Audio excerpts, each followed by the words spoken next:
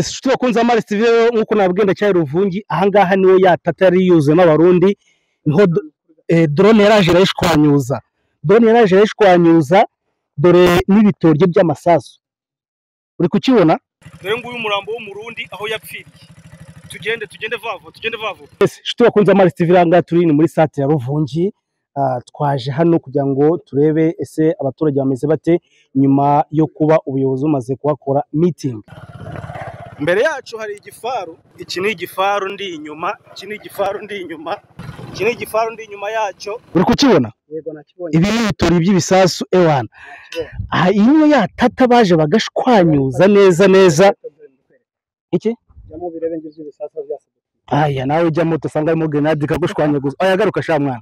Garuka utajyamo grenade kagushwanyaguza. Watu walianza kutoka mwingine kwa sababu ya mabombe ambazo zilikuwa zikitoka sehemu za Kamanyola, sehemu za Kalunga zikianguka kwenye mjini wa Ruvungi.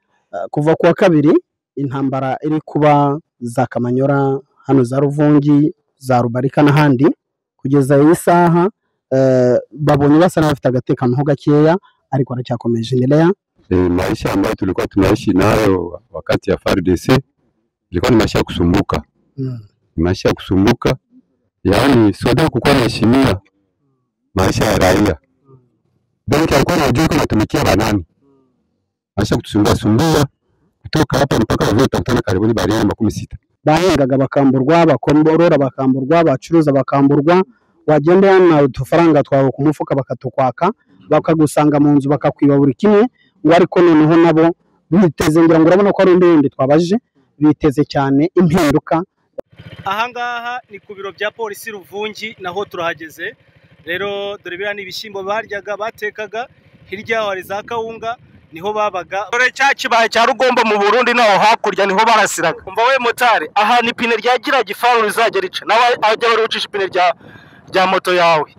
Kuko twamaze kumenya ko zino nzira zitabyemo magrenade ariko aho igifaru gikandagiye nawe ukahaca byerekana ko nta grenade itabyemo. Kira gifaru kigenda inyuma paka. Izi nzira turi kugendamo zitezemo amagrenade. Zitezemo amagrenade mu kanya mu motari ngo yanyuza ahantu cyari gitabye kiramuturikanya ngira ngo umwe yapfuye undi arakomereka. None dore zose ni inkambi z'abarundi. Amakuru aravuna turi kubashakira yose ni defense y'abarundi. Dore yose ni defense y'abarundi. Dore yose ni abarundi bari bakambitse. Nimwe bavuga ngo abarundi bari bafite ingabo nyinshi zari nyinshi kabisa. Ngenda cyari inyuma cya gifaru ndi kwihisha inyuma y'igifaru urugendo ruracyakomeje ariko nyine bagucika intege twariyemeje icyambere ni amakuru. Dore izo ni communication zabo niho barwaniraga hari abantu kuntu zubatse. Dore ni bombe byacukuye. Twakunze Mars TV rero ahangaha ni muri quartier Kamanyola, ni mujyi wa Kamanyola. Twaje muri quartier twa Rugenge haguye igisasu bya bisasu by'abarundi ibyajyaga biva hakurya ahangaha muri Cibitoke byazaga bikagwa ahangaha muri quartier Rugenge. Twakunze Mars TV turacyari hano mu mujyi wa Kamanyola, tuje muri rwa rugo rumwe rwagwemo bombe igahitana umubyeyi n'abana be batatu. Ahangaha muri quartier Rubumba umujyi wa Kamanyola, reka tubereke iyo nzu yasenywe na bombe igapfiramo umubyeyi umwe n'abana be batatu. Nzabagamo uwo mubyeyi n'abana be batatu. Dore ni ngiyi komeza igende bibereke. Ni ngiyi rwose hano ukuntu bombe yahasenye. Bereke nahangaha hano ukuntu abarundi ari abagome. Abarundi shamura abagome. Ariko burya ngo umukinnyi niwe wishakira abafana. Mabwizo kuri. Umukinnyi niwe wishakira abafana ujya guhimbira ku baturage. Reba do fotora hanga kamera reba nawe do. Aba umama n'abana be baryamye hanga dora. Ku kino gitanda kingiki. Nibo bari baryamye biciranye mu nzu bumva bombe zimeze nabi kizaza kitakibagwaho kirabica.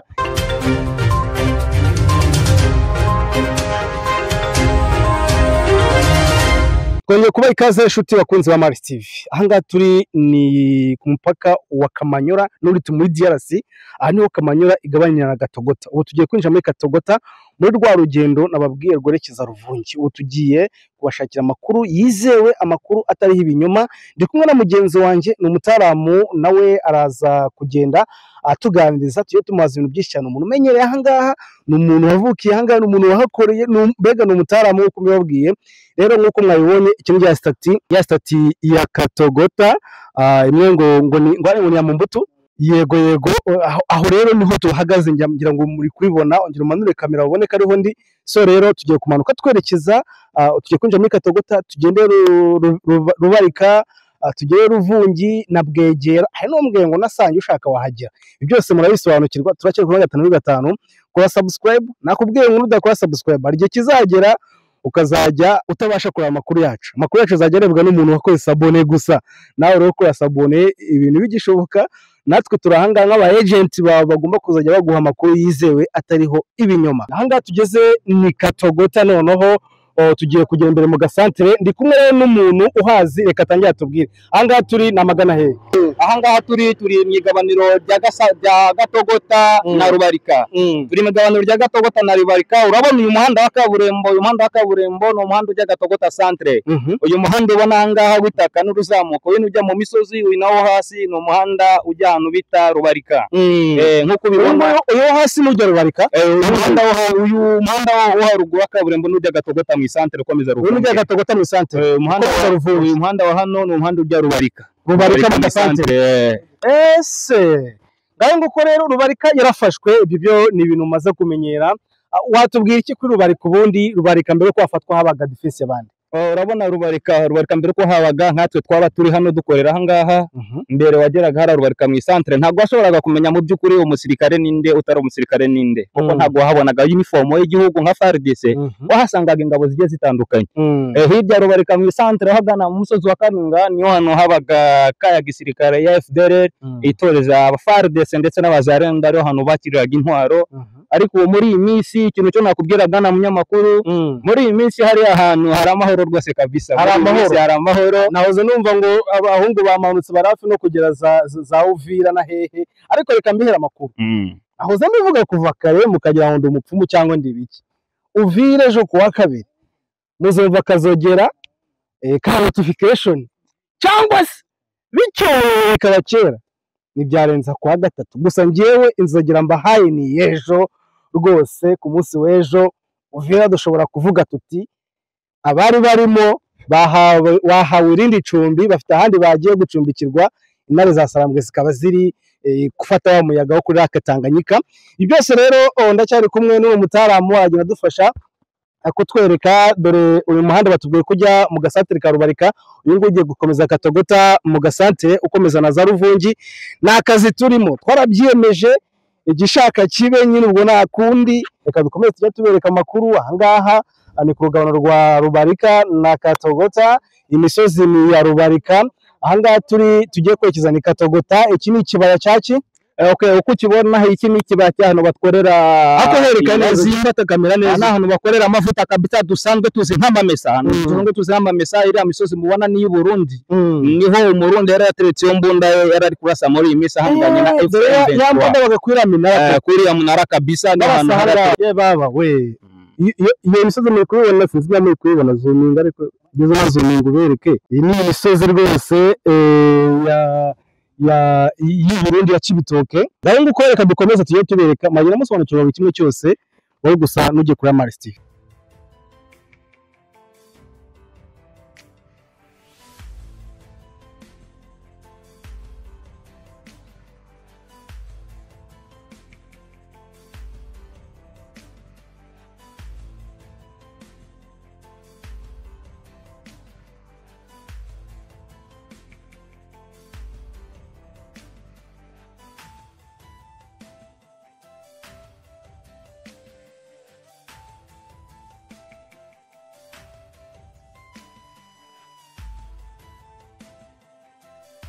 dore ni bombe byacukuye do. Shuti bakunze ba Amaris TV, ahangaha noneho ho nahabereye amateka cyane akomeye cyane. Ayo amateka ameze gute rero? Numva bagenda bavuga bati M23 ifite Katogota centre, ariko noneho bafungiragaho ko muri kwabura kuno musigiti. Ahangaha ni ku musigiti, izi ndake zabo ngira ngo muri kuzibona bereke ningi hano hino ariko banze bereke umusigiti ahangaha no ku musigiti ahangaha M23 yafungiraga ahangaha nyine n'amahanga mu metre arahitwe no hari ingabo z'abarundi bahora barebana buri munsi mbona nkubona ariko badashobora kurasana mu mezi 9 yose amezi 9 yose barahabaye barebana ariko nta numwe ushobora kurasa undi.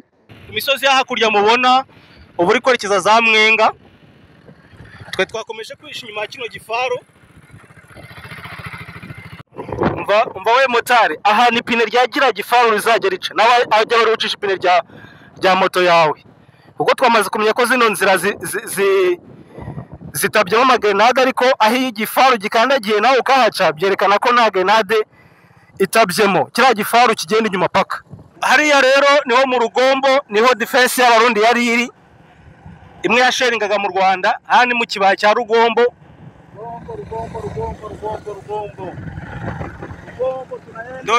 Dore cya kibaya cya Rugombo mu Burundi naho hakurya niho barasiraga. Aha rero tugeze ni mu gasatere ka Ruvungi neza, ubwo twinjiye mu gasatere ka Ruvungi. Dore ku rusengero rwa Ruvungi ngaha, ngira ngo muri kurubona urusengero rwa Ruvungi. Murabona ukuntu M23 ashwanyaguje ino tatari hetsa abarundi. Dore ni yatata neza, hagarara mbanza nyerekana. Yes, nshuti bakunze Amara TV nkuko nabwenda cya Ruvungi, ahangaha niho yatata yari yuzuyemo abarundi, niho drone yaraje irashwanyuza.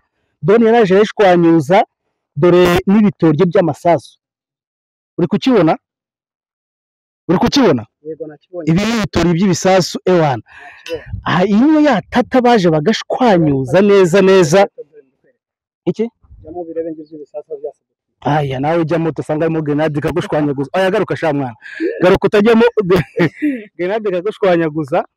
Ngayo nguko rero ahangaha niho hari ya mirambo imwe yashiririye, mukabona ko yashiririye.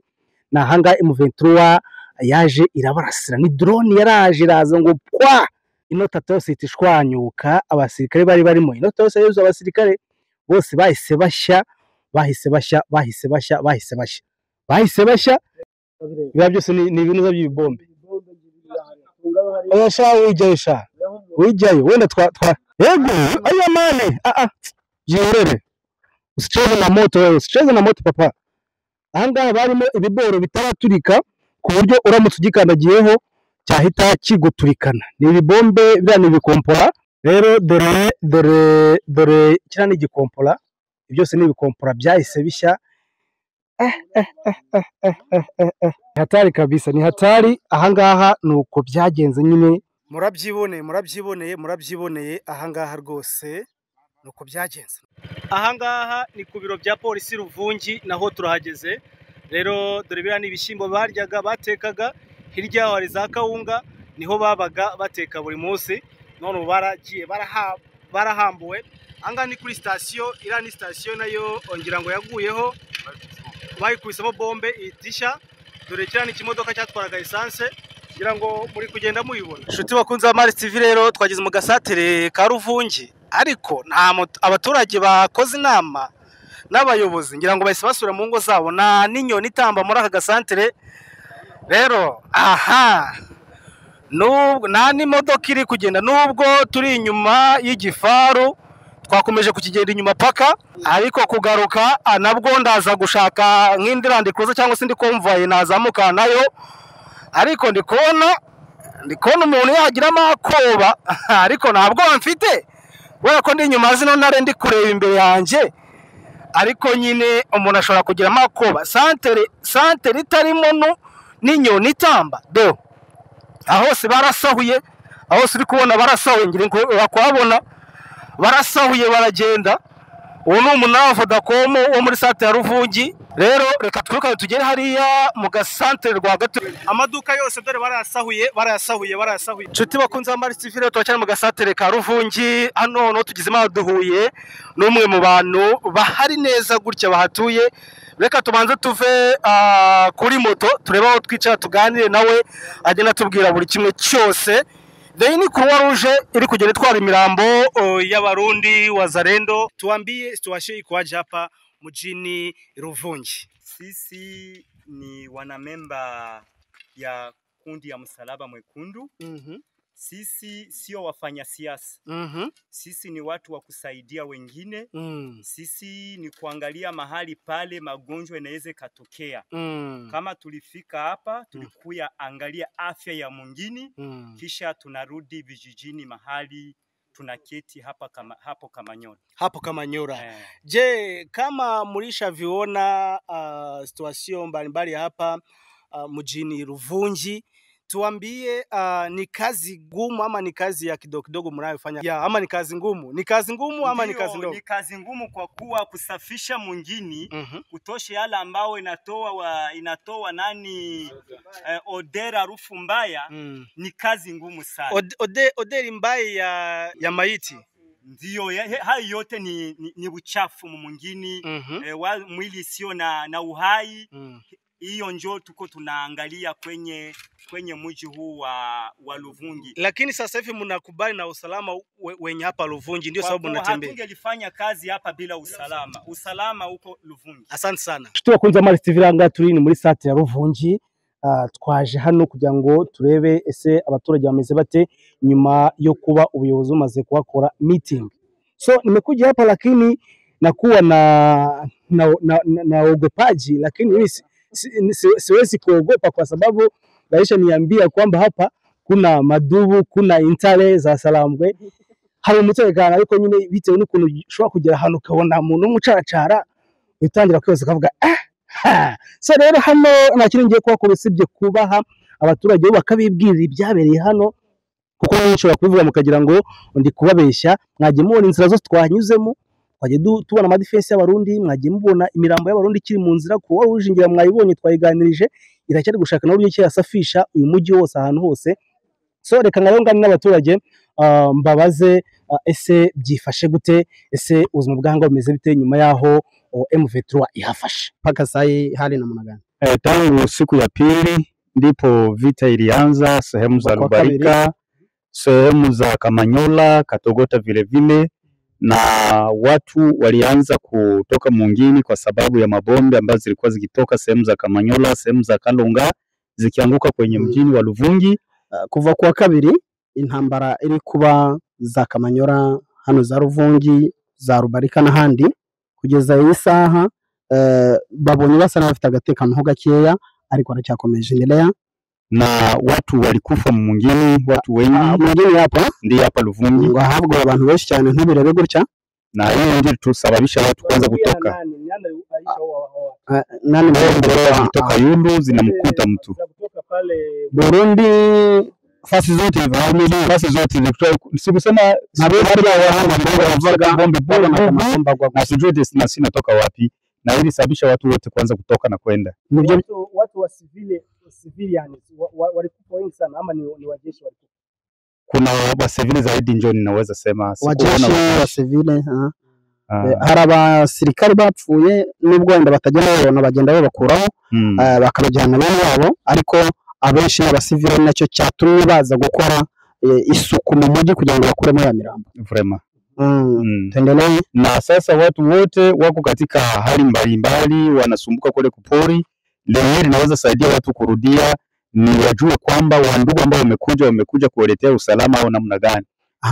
Aravuga ati abantu bari kuguma bababara cyane babazwa mu bihugu bahungiye, ariko byaba byiza bamenye neza amakuru ko amahoro yagarutse bakabasha kugaruka. Nakwambia kwamba hivi mnaweza mkawaambia sehemu wako wanaweza wakarudi, sababu chef mwenyewe akifika na mkuu mwingine na mnaona vingine wanapita, aba hapa kwanza mnaweza mkarudi, sababu wasiende kusumbuka, warudi kwanza hapa, vinginevyo vya huko tutaenda tunajua ndio tunaweza kuambia tunakuja na sisi sababu ya amani. Ndio sawa, endelea. Tunaweza kuambia warudie kwa sababu tayari tumesikia mitingi imefanyika na watoto wa hapa kwetu Ruvungi, ndio wamefanya mitingi kuambia kwamba watu warudia, hawakuja kuoa watu, walikuja kuchunga njoo watu, na sasa tunataka kuwaambia mahali walipo warudi.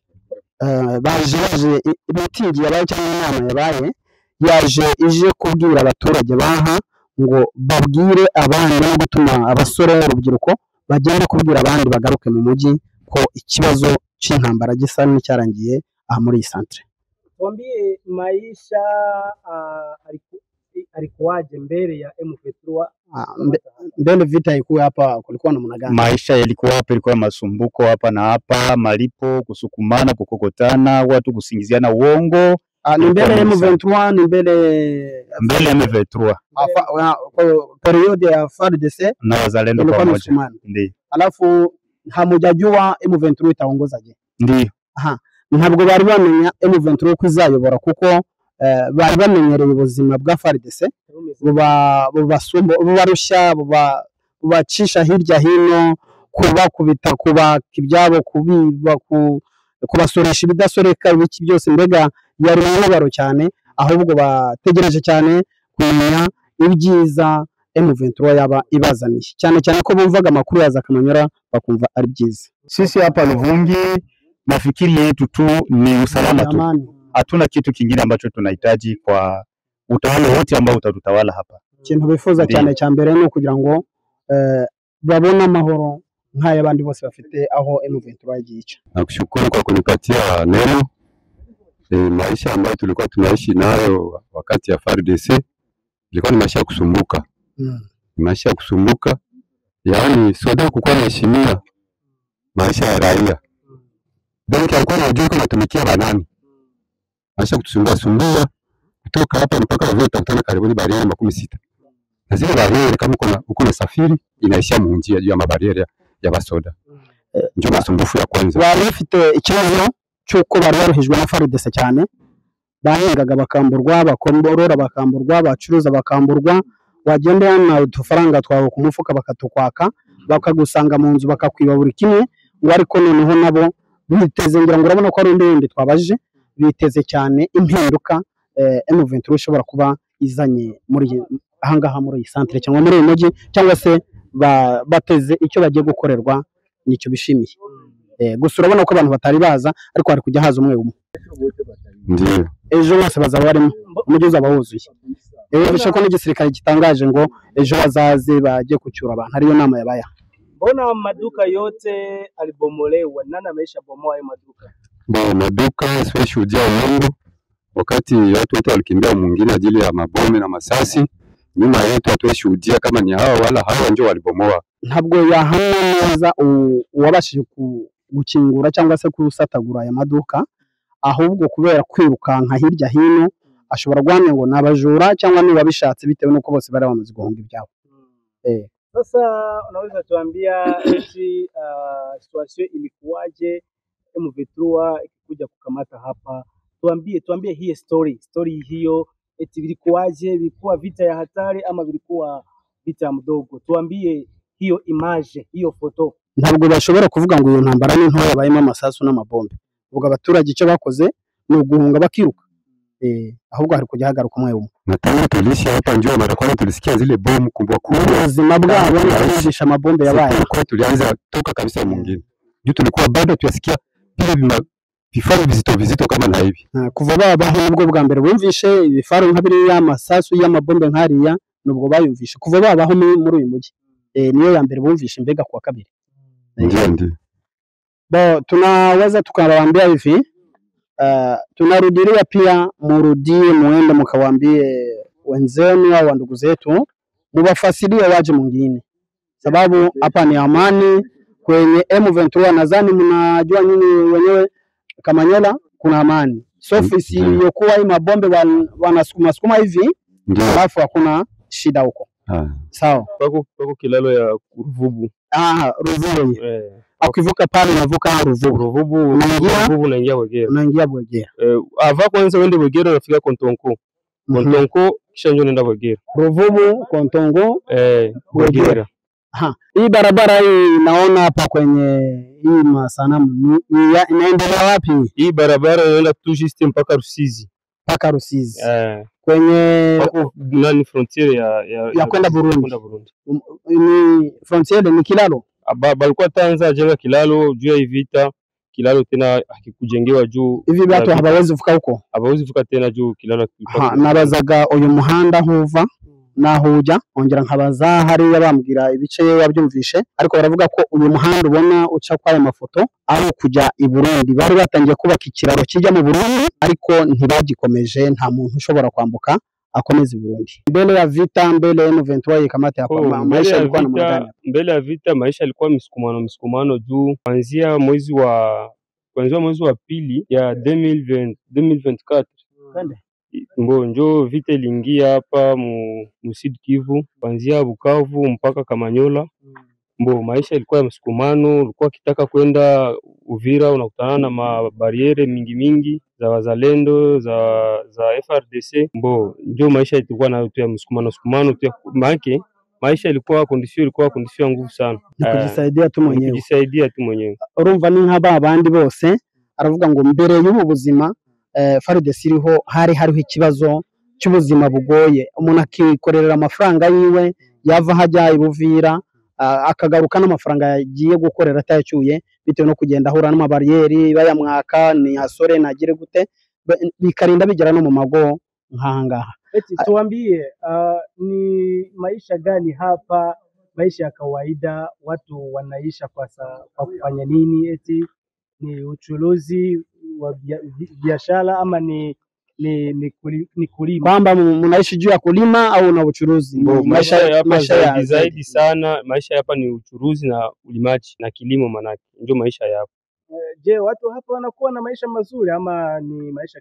Maisha hapa tunakuwa na maisha mazuri kwa sababu tunalima, tunachuruza, mnafanya maki activities zote, tunafuga. Shida ilikuwa kuibiwa tu, kunyanyasiwa kale kitu kenye ulipata mwele kilimo chako urumva barafite ubuzima bwiza. Ikibazo bari bafite gusa kwa rukwibwa, kunyagwa, mbega nta mutekano bagira mu byo babonye. Ariko hano ubucuruzi bwagendaga ndetse n'ubuhinzi hirya no hino barahinga bakeza barorora. Ngira ngo wagibona bamwe muri bene wacu babonye mu nge bavuye kureba inka zabo, bamwe bajya bavuga bati zimwe twasanze zihari ubwo zarariwe n'ibyo nta kindi cyakorwa nyine.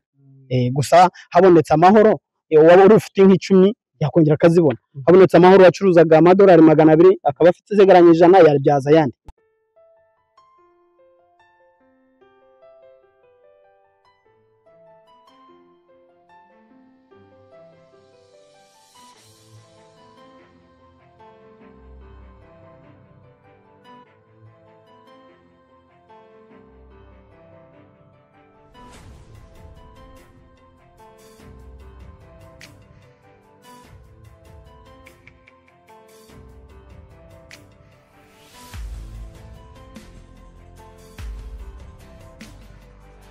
Tukunze Amaris TV rero ahangaha ni muri quartier Kamanyola, ni mujyi wa Kamanyola. Twaje muri quartier twa Rugenge aho haguye igisasu bya bisasu by'abarundi ibyajyaga biva hakurya ahangaha muri Cibitoke byazaga bikagwa ahangaha muri quartier Rugenge. Tugiye no kujya ku Murengezi naho tubereke aho cyaguye. Gusa ahangaha haguye ibibombe bibiri, ngira ngo murahabona shuti bakunze Amaris TV aho cyacukuye. Dore ngaha cyacukuye cyongeye gicukura n'ahangaha dore inzu cyasenye. Ahangaha rero ni muri quartier cyakumikije abantu bangahe? Babese ni batatu, lakini hakuna mtu alifariki na wigeze apfa, ariko cyakomerekeje abantu batatu. Haguye ibibombe bibiri bajya kumva ibintu biriripuye. Dore n'ahangaha naho inzu ngira ngo batangiye kugenda bayisana, nawe urabona ko yasenyutse, nta muryango uriho, idirishya naryo byose nyine byarasenyutse, ariko byongeye kugenda bisanwa. Ngira ngo mwabyibona shuti bakunze Amaris TV rero makuru cyo kubahayo n'amakuru yizoye 5/5. Shuti bakunze Amaris TV turacyari hano mu mujyi wa Kamanyola, tuje muri rwa rugo rumwe rwaguyemo bombe igahitana umubyeyi n'abana be batatu. Iyi ni quartier netwa gani? Ni quartier Rubumba. Ahangaha muri quartier Rubumba umujyi wa Kamanyola. Reka tubereke iyo nzu yasenywe na bombe igapfiramo umubyeyi umwe n'abana be batatu. Twagiye cameraman, dore ngira ngo muri kuhabona nahangaha bombe yasenye, dore yarakubise nahangaha irasambura hose. Kakazu nako naho kasenyutse akangaka. Rero dore inzu yabagamo umubyeyi, foto hano cameraman, inzu yabagamo umubyeyi n'abana be batatu. Dore ni iyi ngiyi, komeza ugende ubibereke, ni iyi ngiyi rwose. Hano ukuntu bombe yahasenye bereke n'ahangaha. Ari abagome, abarundi sha muri abagome, mwebwe muri abajinga gusa. Nahise numva mbanze, n'ubwo ndi umunyamakuru, ngo umunyamakuru na ruhande rumwe abemeye kubagamiraho, ariko burya ngo umukinnyi niwe wishakira abafana. Babwize ukuri, umukinnyi niwe wishakira abafana. abarundi mwe twese twumva tubanze kubera ko ntacyo mushoboye ntimuzi kurwana ntimuve turabananiye ahubwo murahimba mujya guhimbira ku baturage kweli mujya guhimbira ku baturage reba do fotora hanga kamera reba nawe do aba mama n'abana be baryamye hanga dora ku kino gitanda kingiki nibo bari baryamye bikingiranye mu nzu bumva bombe zimeze nabi kiraza kitakibagwaho kirabica gisenywa n'iyi nzu iyi ngiyi so abarundi kweli turabakunda cyane mukomeze mubaye natwe isaha ku yindi mukurikirana amakuru yacu nayo ndahabereye nago nza kubatengwa thank you so much